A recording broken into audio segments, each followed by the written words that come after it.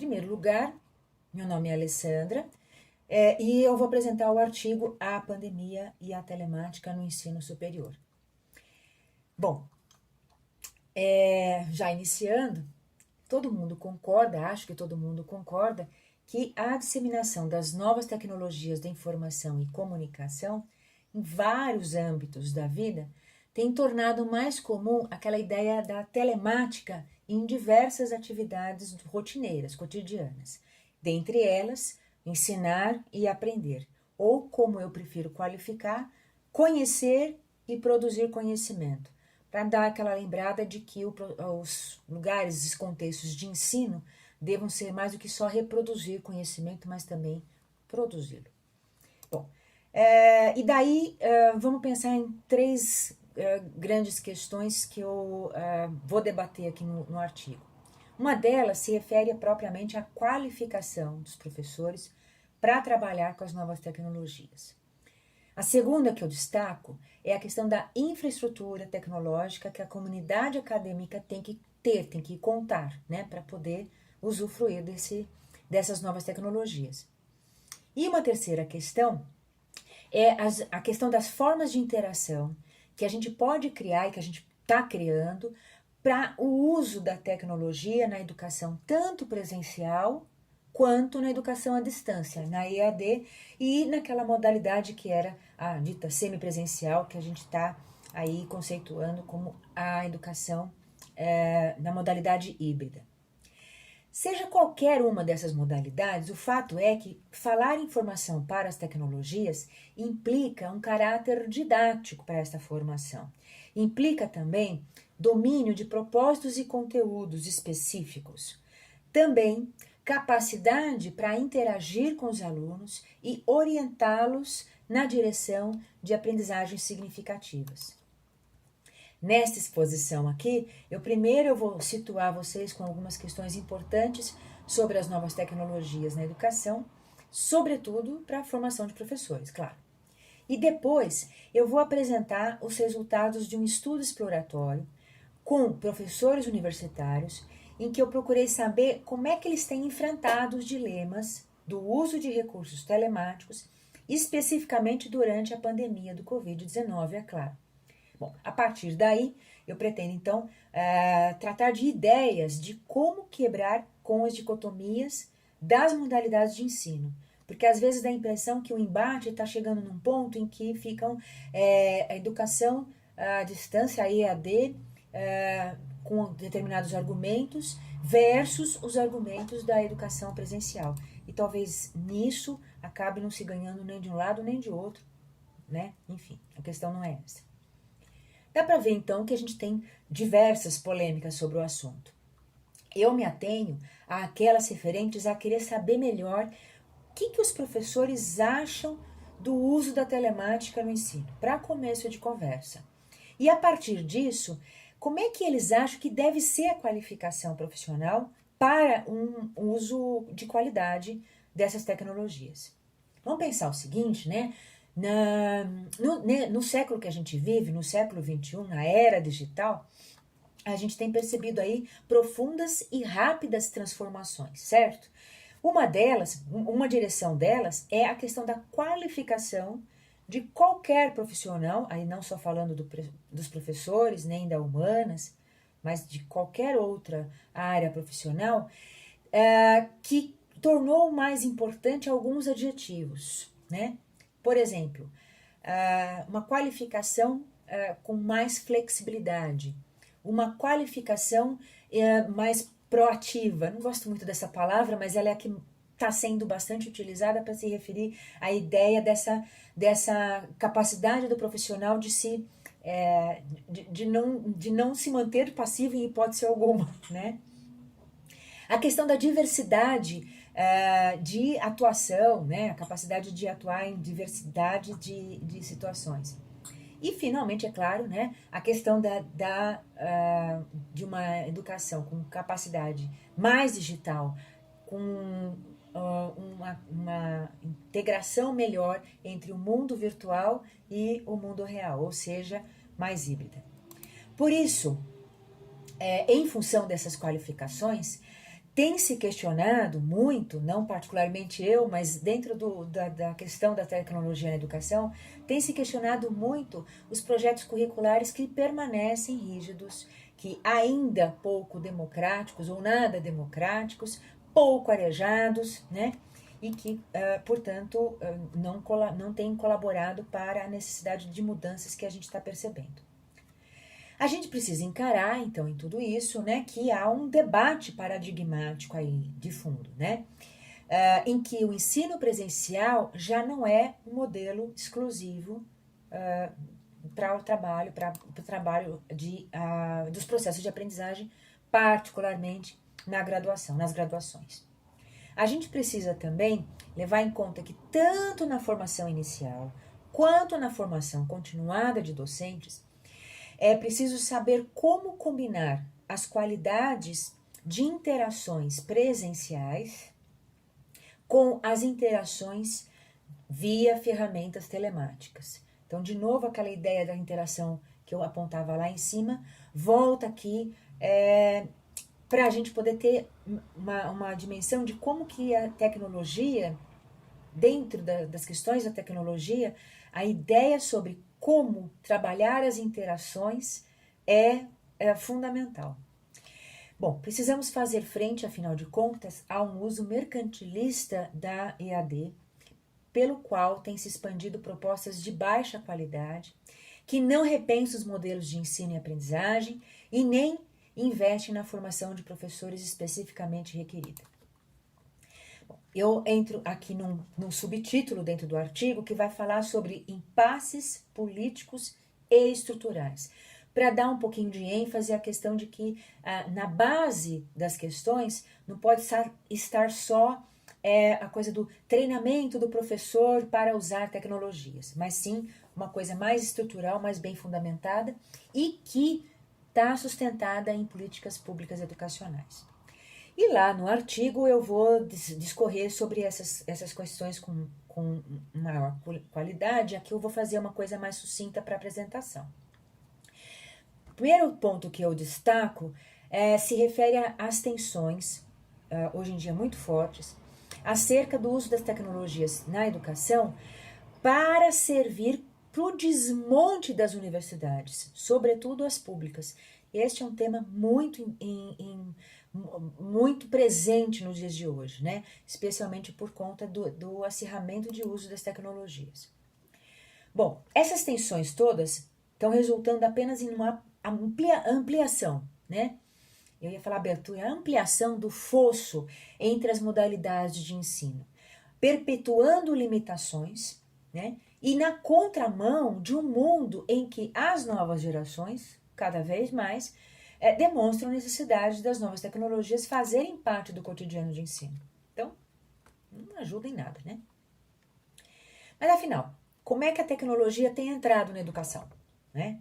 A gente tem percebido que é crescente o número de empresas, muitas delas financiadas por grandes conglomerados educacionais, numa corrida absurda mercadológica para criar plataforma de ensino, para criar ambiente virtual, recurso de aprendizagem, aplicativo, etc, etc, etc. E isso não tá legal, né? Bom, por outro lado, e as instituições públicas? Em primeiro lugar, antes de ficar nesse debate, né, a pública, a privada, vamos retomar então que se a gente tendo uma base de sustentação calcada em políticas educacionais, muitas dessas questões do embate pública e privada podem ser resolvidas, podem ser melhor tratadas. Porém, enquanto não existem essas políticas, né, como é que a gente fica? O que a gente aposta é que a iniciativa interna das universidades é essencial. Uma iniciativa que evite, né, ela se tornar refém de interesses diversos, interesses que são externos a ela e, às vezes, até muito dependente das ações governamentais, quase sempre tardias e que implicam maiores custos, né? E para demonstrar a importância das instituições públicas nessa questão das iniciativas, eu cito aqui um exemplo lá da década de 90, em que foi criada a Escola do Futuro, dentro da Universidade de São Paulo, a partir da integração de 2 ou 3 departamentos, e depois aí a coisa tomou um tamanho muito maior de hoje em dia. Fato é que naquela época, a Escola do Futuro, entre os projetos que ela formulou, foi criada a primeira biblioteca virtual universitária. Eu não posso dizer de outras bibliotecas virtuais naquela época, 96, 95, por aí. Então, que oferecia conteúdo aberto e acessível remotamente. Então, assim, uma coisa que hoje parece super banal, mas naquela época revolucionário, né? Pioneiro, sem dúvida. E aí, com isso tudo, a gente vê que são várias as questões envolvidas. E as tarefas são árduas, considerando aqueles 3 pilares que eu já havia citado. As políticas públicas, não esquecer que é uma integração, né? As políticas públicas, a infraestrutura acadêmica e a formação dos professores para o uso das novas tecnologias. É preciso, então, por exemplo, não ignorar como é fácil a educação via telemática se tornar tecnicista, justamente quando ela adota modelos da educação presencial e acaba, por isso, ignorando as características que são básicas da educação aberta e que, aliás, é o que tornam ela tão interessante, como a flexibilização espaço-temporal e a multiplicidade de ferramentas que ela oferta. Eu fecho aí esse subtítulo para poder aí adentrar em questões mais teóricas, mais conceituais acerca das novas tecnologias na educação. E aqui, de novo, eu vou só dar um en passant para vocês dessas ideias, né? Começo aqui dizendo o seguinte: iniciativas de ensino, tanto digital, tanto presencial ou semipresencial, formularam para a gente a ideia de novos paradigmas com linguagem diferenciada, com terminologia específica. E lá no artigo eu trato melhor disso.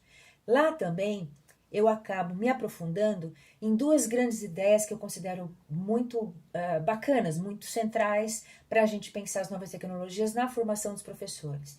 A questão da modalidade híbrida e das diversas metodologias ativas que estão sendo utilizadas nos contextos telemáticos.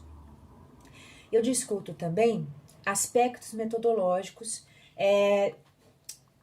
de uma importância, para a importância de assegurar a qualidade da tecnologia, no uso da tecnologia para a educação. Sobretudo para contrapor ideias equivocadas e extremamente disseminadas. Quer ver um exemplo? A ideia que em EAD, em educação à distância, autonomia quer dizer faça sozinho, né? Essa é uma ideia extremamente disseminada e bastante equivocada. Sabe por quê? Primeiro, porque a gente tem um embasamento teórico mais em voga para as novas tecnologias no ensino, que tem uma valorização muito grande para a importância dos processos interativos na aprendizagem, em que é muito valorizado o conjunto de propostas que possam envolver parcerias, coautorias entre os alunos, colaborações diversas. Então, desse ponto de vista, desenvolvimento da autonomia tem reciprocidade com a promoção da colaboração e não o inverso. Ideias equivocadas como essa, né, só ajudam a colocar os alunos e os professores cidadãos de 2 mundos, né? O mundo conectado, que está fora da universidade, e dentro dela, o mundo da comunicação linear. E aí, assim, estamos vivendo uma nova cultura, a dita cybercultura. Com ela, a gente tem revisto muitas das nossas crenças, dos nossos valores, pensando em como é que a gente inclui esse mundo digital nas nossas vivências, nas nossas concepções e, portanto, valores e crenças. Mas, sem tornar este mundo digital ou as ferramentas telemáticas uma panaceia que vai resolver todos os problemas da educação, porque não é isso, né? O que vale aqui é acentuar que essas ferramentas possam ser apropriadas pela educação de formas que visem a qualidade no ensino.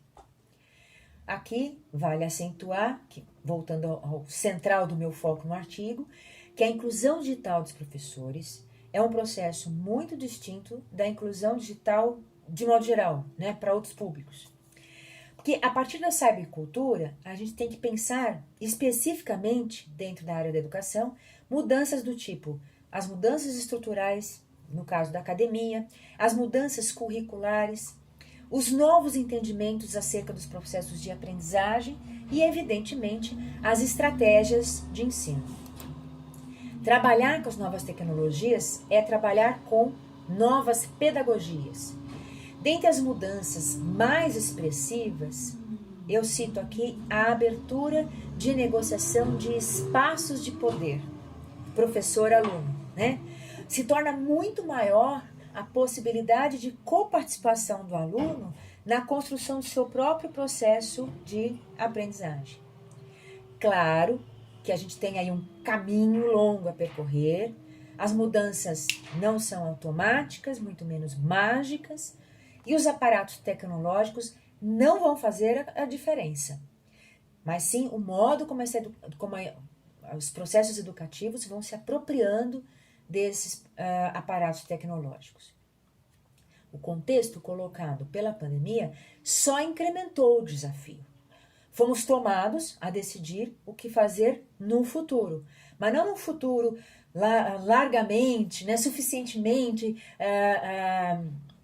o desejável para a gente poder fazer essas mudanças, mas o dos próximos meses, do próximo ano que está logo aí, né? Certamente, para isso tudo, o imobilismo é a atitude menos indicada. Aí, dentro do meu artigo, eu entro particularmente nas questões da Covid-19 e de como que a gente tem enfrentado essa questão no uso das tecnologias. Cabe aqui lembrar que lá atrás, no início da pandemia, por volta de finais de março, até as avaliações mais conservadoras indicavam que em meados de maio a gente já estaria com uma normalização das atividades, inclusive nas universidades. Bom, o panorama foi muito mais grave, foi muito mais caótico, nada disso aconteceu e com isso as universidades tiveram que passar a considerar novos protocolos de ação, principalmente os de consultar departamentos e alunado para averiguar condições de acesso às propostas. Porque você não tem nem acesso à internet, para tudo, né? Você não consegue fazer mais nada. De modo geral, nas universidades tem havido uma cautela razoável para a tomada de qualquer decisão referida a ensino remoto. Porque a gente tem que considerar pelo menos 4 obstáculos que eu vou destacar aqui. O primeiro deles diz respeito àquela parte das disciplinas que dependem de trabalho laboratorial e atividade prática só cabível se executada presencialmente, né? O mesmo se aplica a muitas das propostas de estágio. Não dá para sair adaptando tudo. Sem desqualificar demais, né? É o que a gente está vivendo. Segunda razão se refere ao respeito ao projeto pedagógico das universidades e dos cursos, né? Em que é muito provável a previsão de que o processo avaliativo deva ser presencial, limitando então os julgamentos valorativos da produção que os alunos têm realizado não presencialmente. O terceiro aspecto que eu destaco é um de âmbito macroestrutural, na medida em que muitos dos brasileiros ainda não têm acesso à internet e também ambientes adequados, equipamentos adequados e recursos para aulas à distância. Por fim, o quarto obstáculo, mesmo conectados, grande parte do professorado, do alunado, não se sente qualificada para, durante a pandemia, passar a usar as novas tecnologias com a qualidade que é necessária para o ensinar a aprender à distância. Há adesão nesse âmbito todo, mas acabamos percebendo que a adesão foi maior e mais ágil pelas universidades particulares. Algumas apenas ampliaram o uso de expertise em plataformas como Moodle, Google Classroom, Microsoft Teams, Outras recorreram a formatos mais simples de acesso interativo com os alunos, investindo em serviços de conferência remota, como Zoom, além de lives nas redes sociais. Manter adiado todo o processo avaliativo tem sido a opção mais comum. Aí agora eu entro particularmente no subtítulo que vai focar a pesquisa que eu desenvolvi. A investigação que embasa esse artigo, ela na verdade é anterior ao coronavírus. Lá eu me questionava já pensando o seguinte, se a gente já vive numa sociedade altamente tecnificada, como é que os professores, particularmente os universitários, têm lidado com a cybercultura? Bom, e daí eu traçar as principais demandas para o desenvolvimento profissional docente. Claro que esse propósito só se tornou mais urgente a partir do amplo uso das tecnologias em decorrência da pandemia do Covid. Então, aí eu fiz um levantamento, já iniciado a partir de abril e desenvolvido até junho, enfim, um levantamento junto a professores de universidades públicas e privadas do Brasil em geral. Eu fiz aí uma proporção para assegurar a referência a todas as regiões brasileiras, num questionário que eles responderam virtualmente. E a seguir agora, então, eu me reporto ao último subtítulo do artigo, que chama Discussões em Aberto, para mostrar os principais resultados da minha pesquisa. Não é à toa que eu chamo Discussões em Aberto. Quando eu enviei esse texto do artigo, naquela ocasião eu tinha 57 respondentes, que equivalia a exatos 38% dos professores para os quais eu solicitei responderam o meu questionário. Via e-mail, tal, que foi obtido a partir das universidades. Bom, eu começo aqui lembrando que as ações desencadeadas pela presente situação em meio ao Covid-19 não se assemelham à EAD, né? E nem híbrida semipresencial. São antes alternativas de ensino remoto emergencial, pelas quais muitos professores têm se permitido ensaiar ideias sobre novas configurações dos cursos de graduação, pensando currículos mais próximos à vivência telemática, característica da nossa era digital. A partir da análise dos dados, eu averiguei constantes contradições nas respostas dos professores. E isso, a meu ver, simboliza algo muito positivo do ponto de vista do desenvolvimento profissional docente. Afinal, as certezas indubitáveis, cartesianas, são o caminho mais duro para a gente pensar possibilidades e mudanças. Então, embora os professores situem vários elementos que desqualificam as propostas à distância, aliás, de fato, até retratando a realidade do Brasil, do ensino EAD no Brasil, eles não deixam de aludir a ideias bastante complexas acerca das tecnologias no ensino e favoráveis ao envolvimento telemático para a educação. Vale aqui apontar que o perfil dos respondentes teve um número expressivo de professores de pós-graduação. Na grau de ensino, né, que é mais comum o uso da telemática. Tá, várias atividades que já há muitos anos usam recursos telemáticos lá na pós-graduação. E isso fortalece o aceite desses professores da modalidade híbrida como uma viável para o ensino superior. Pelo menos 40% dos professores assinalaram essa modalidade. 60% assinalou a presencial. E o mais interessante, 0% para EAD.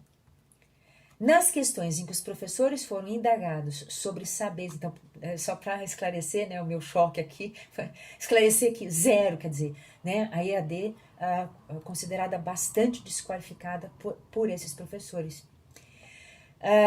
Nas questões em que os professores foram indagados sobre seus saberes, embasando usos da telemática na educação, a tendência foi se referir aos usos intuitivos, não sistematicamente organizados por acesso a uma formação no campo das tecnologias digitais.